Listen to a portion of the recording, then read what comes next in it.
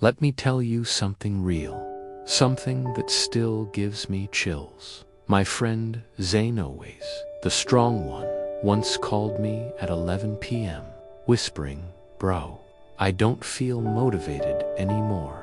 His voice sounded broken.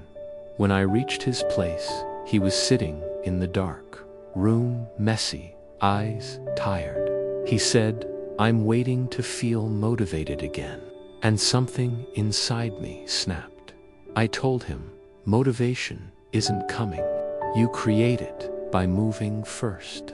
The next day, he showed up tired, irritated, almost quitting. But he kept going. By day 20, he said, "Bro, motivation wasn't lost. It was waiting for me to start." And that's the truth. Take one small step today.